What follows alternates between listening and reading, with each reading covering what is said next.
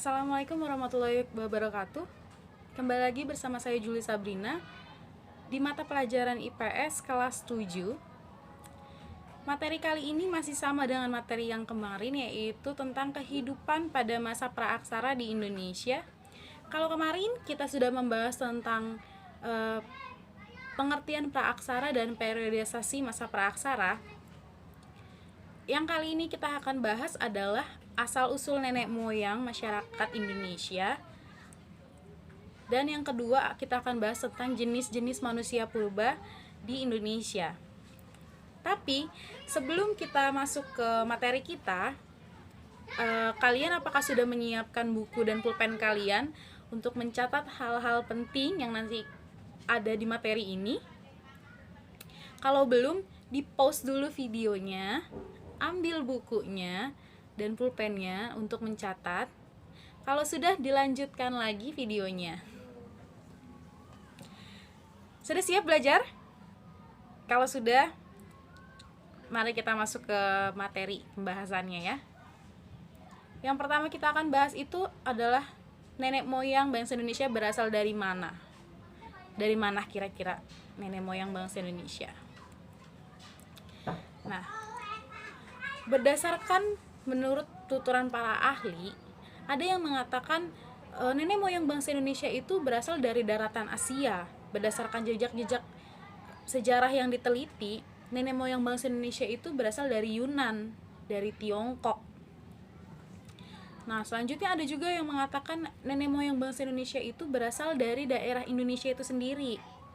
Hal ini dikemukakan oleh Muhammad Yamin yang didukung oleh artefak-artefak tertua yang ditemukan di Indonesia. Tapi selain itu juga ada juga yang berpendapat bahwa bangsa Indonesia itu berasal dari rumpunan bangsa Melayu. Nah, bangsa Melayu yang disebutkan menjadi bangsa Indonesia ini dibedakan menjadi dua. Yang pertama itu ada bangsa Melayu, bangsa Proto Melayu, dan yang kedua ada bangsa Deutero Melayu. Kita akan bahas yang bangsa Proto Melayu terlebih dahulu ya. Bangsa Proto Melayu ini masuk ke Indonesia melalui dua jalur. Yang pertama ada jalur barat dan yang kedua ada jalur timur.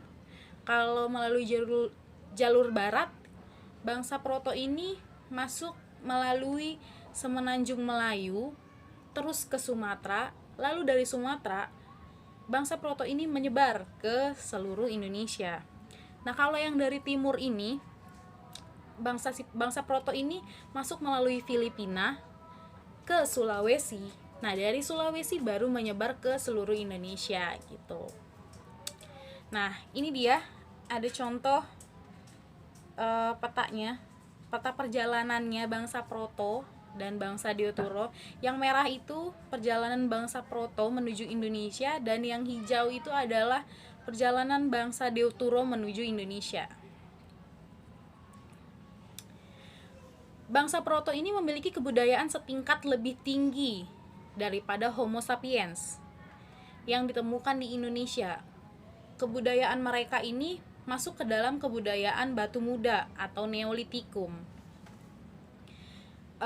Pada saat ini keturunan bangsa Proto ini masih dapat ditemukan seperti di suku Dayak, Toraja, suku Batak, dan Sasak gitu. Nah, selanjutnya kita akan membahas tentang bangsa Deutero Melayu. Seperti tadi yang ada di peta, bangsa Deutero Melayu ini masuk melalui jalur barat, yaitu melalui daerah Semenanjung Melaya, terus ke Sumatera, lalu dari Sumatera baru mereka menyebar ke daerah-daerah di Indonesia. Bangsa Deutero Melayu ini masuk ke Indonesia sejak tahun 500 sebelum Masehi. Nah, kebudayaan yang dimiliki oleh bangsa Deutero ini lebih tinggi dibandingkan dengan bangsa Proto. Hasil kebudayaan bangsa ini sudah terbuat dari logam, sedangkan kalau bangsa Proto itu kebudayaannya kan di zaman Neolitikum ya, berarti di zaman batu muda, masih batu gitu. Sedangkan si Deutero ini sudah di zaman logam, sudah berbeda gitu ya. Keturunan bangsa Deoturo di Indonesia saat ini itu dapat ditemukan pada suku Jawa, Bugis, Melayu, Minang, dan masih banyak lagi ya. Selanjutnya, kita akan membahas jenis-jenis manusia purba di Indonesia. Tapi sebelum kita membahas jenis-jenis manusia purba di Indonesia, apa kalian sudah tahu, sudah memahami tentang dari mana nenek moyang Indonesia berasal? Kalau belum, diulang lagi videonya ya. Kalau sudah, kita lanjutkan videonya ini.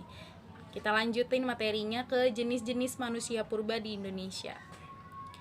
Jenis-jenis manusia purba di Indonesia itu ada 5. Yang pertama, ada Meganthropus paleojavanicus.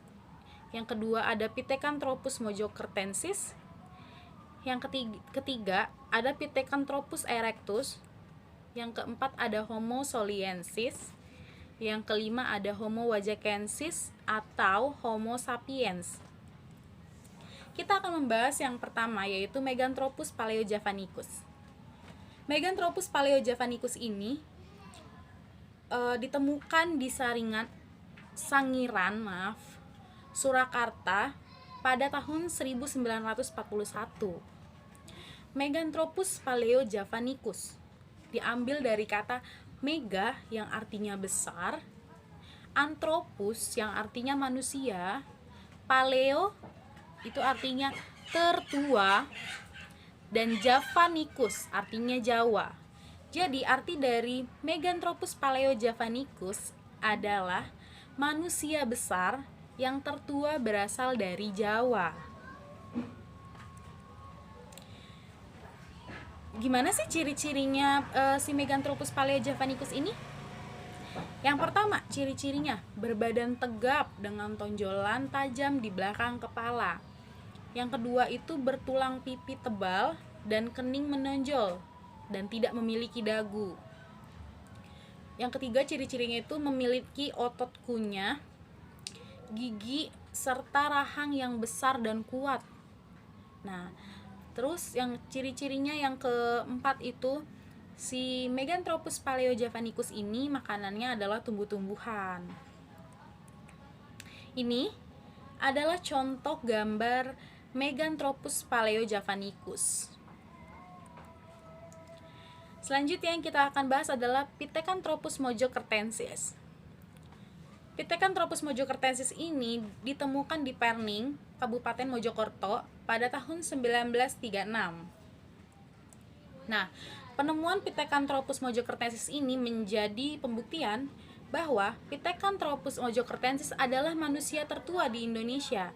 Tadi kan yang pertama si Meganthropus paleojavanicus disebut manusia tertua, padahal dia kan ditemukannya pada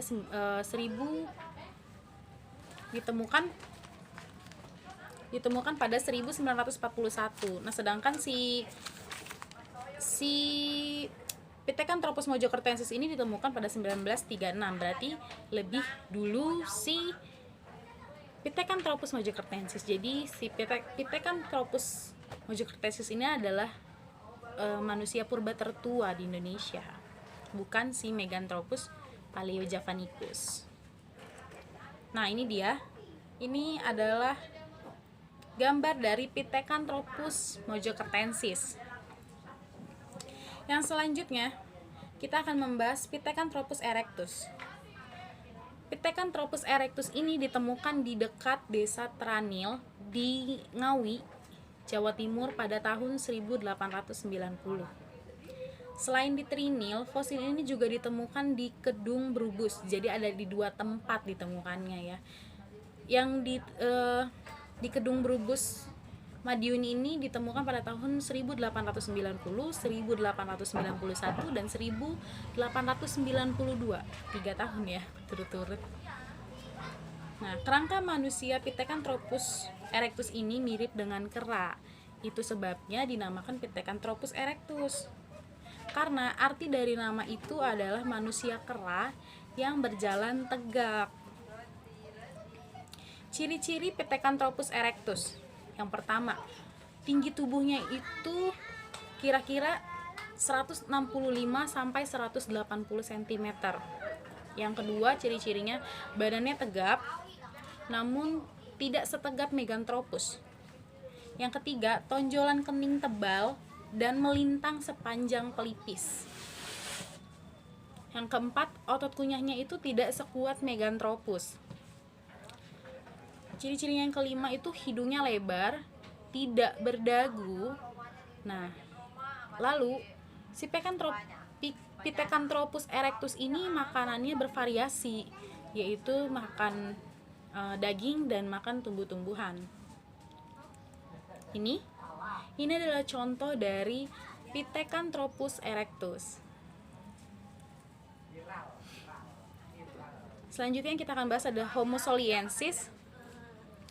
Fosil manusia ini ditemukan di Lembah Bengawan Solo, letaknya di dekat Desa Ngandung, Kabupaten Blora, pada tahun 1931 sampai 1934.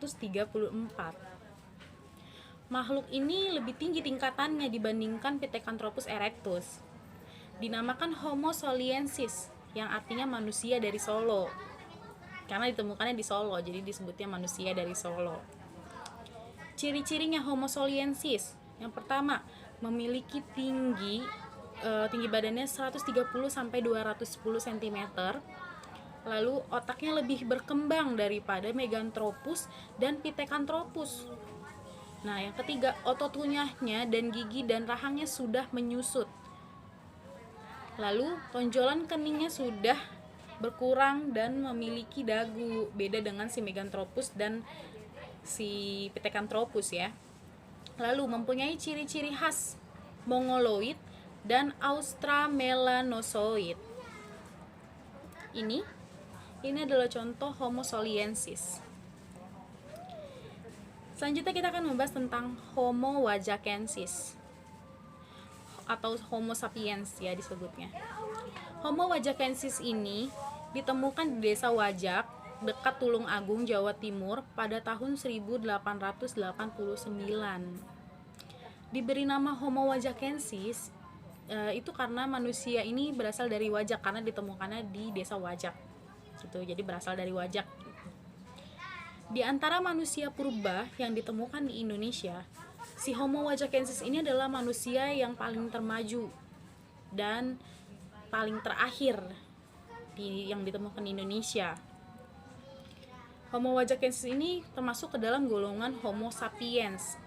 Homo wajakensis ini sebagian besar hidup di Indonesia bagian barat dan bagian timur.